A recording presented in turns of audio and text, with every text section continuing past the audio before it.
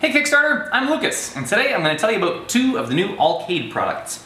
First one is the 8-bit Allcade. That's the one you can get for under $100 if you get it on an early bird. If you want to know different pledges, kind of what they are, what you get, you should check out the pledges on that side of the screen, and they go all the way down to the bottom. If you're like, Allcade, what on earth is this guy talking about? Probably means you haven't seen that video, and you should watch that first.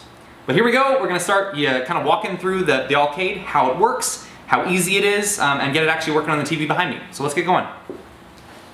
This is the 8-bit Allcade. So this is, like I said, the early bird one, the one you can get for under $100. It comes in the old NES cartridge. So it comes in a cartridge from like the 1980s. So back then, this thing would hold, oh god, maybe 120 kilobytes, and an entire game would be in here. Today, with today's technology, we've fit our own operating system, our own core, all the hardware and everything in here, and of course you can put your games in there as well. So this one thing is your entire console. It's not just a game anymore.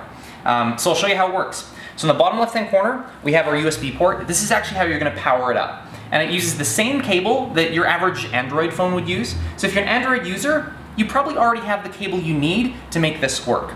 If you're not an Android user and you have no idea what that port is or what it looks like, don't worry about it. We actually ship it with the cable and with the wall brick, so you have everything you need to power this thing up in the box.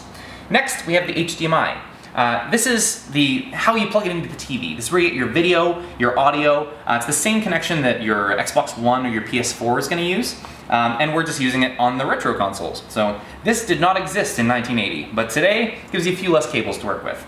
And lastly, we have our two USB ports. This is where you're going to connect your controllers. You can also connect data devices, things like that, and I'll show you how it works.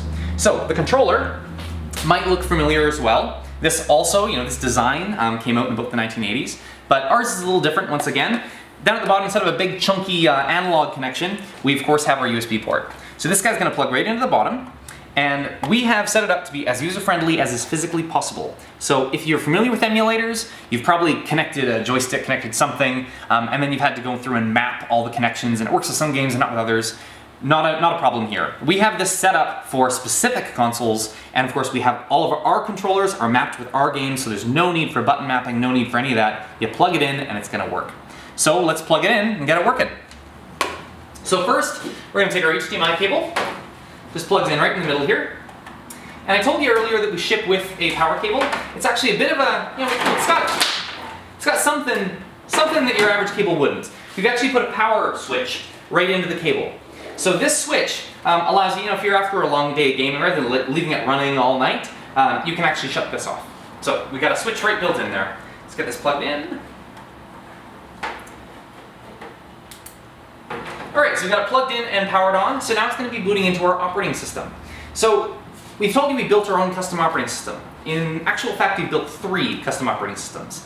Each of the systems, the 8-bit, the 16-bit, and the 64-bit, although they're all based on the same architecture, the Raspberry Pi 3, if you're familiar with those brains and those computing systems, our system needed more power for the 64-bit, more cooling, so we built a new operating system to work with the different hardware, with the different cooling systems, etc.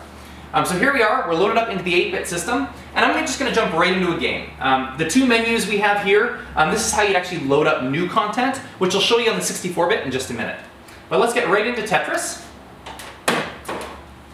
We're going to go right into Tetris here.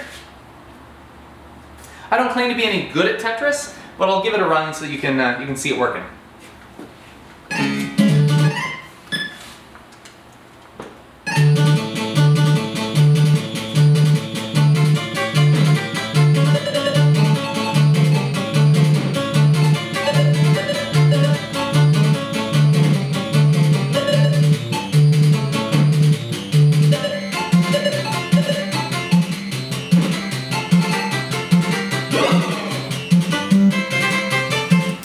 And that's a win in my books.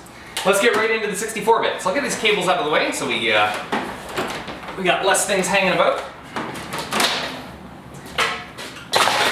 So this is an N64 game. This is how they came when you actually bought it. This is actually one of my favorite games. This is my game. I love this thing. So how you start when you actually want to get a game into your emulator, when you own the game, you just have to get a copy of it. And once you've got that copy on a flash drive, something that's familiar to something you probably use every day, You then just take that guy and you can just plug it right into the bottom. So you'll see we've got some of the cables already connected here on the 64. I'm just going to plug it in here. And you'll see the familiar cables to the other ones. So we've got our 2 USB ports, HDMI, and power. You'll see this one, this is a much smaller form factor on the N64, so we didn't have enough room for a full USB port in there.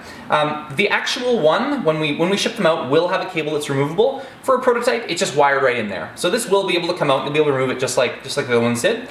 And to get a closer view of that power switch, it's a clicking in and out switch, and that's what ships with all of our systems. So, the last thing I want to show, I mentioned kind of the weight. Like this actually weighs almost twice as much as our entire system is. This is just the game. This is the console, the game. Like I said, our own operating system. Everything is loaded up in there. It's crazy that with today's tech, what we can fit this entire thing in here. And I'll give you a glimpse of what we have in there as well. This is a Raspberry Pi 3 that we've started to modify. So we haven't done all the changes yet, but this is essentially what we're putting in here. The Raspberry Pi 3 itself actually doesn't fit without modifications. So we've modified it, we've actually removed a bunch of the circuits here so that it fits, and then of course we have to add those USBs and things back on to get them working, not to mention cooling. Because when you're doing a closed system running 3D 64-bit graphics, it does need to be cooled. And that's where the custom operating system for each system comes in, and that's where custom boards change a little bit between the different systems. But let's get it plugged in and working. The last kind of trick I want to show you is if you have a smart TV like we do, and the TV is able to put out more than 2 amps through its USB power source, you actually don't need to plug this into the wall. You can plug it directly into the TV so that you just have your HDMI coming out of the TV and your power going into the TV.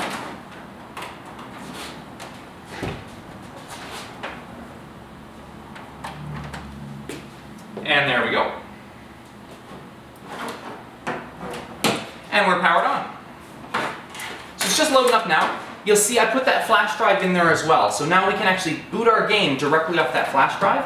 And of course you can save it onto the system as well, so you don't need the flash drive, allowing you to do a second player if you have the 2 controllers. So we're going to go right down to load content. We're just going to select our USB key there. And we're going to go right into my favorite game.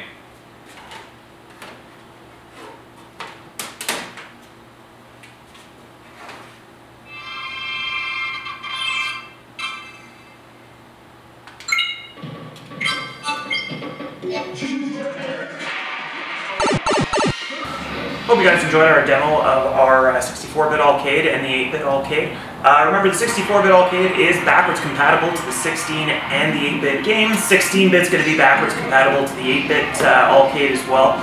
We're going to be doing demos every single day, so we'll highlight every system.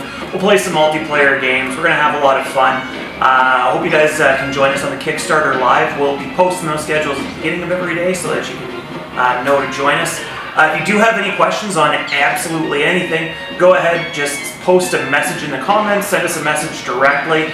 We're here to help you guys out however we can. Thanks very much for joining us, and we'll see you guys again soon.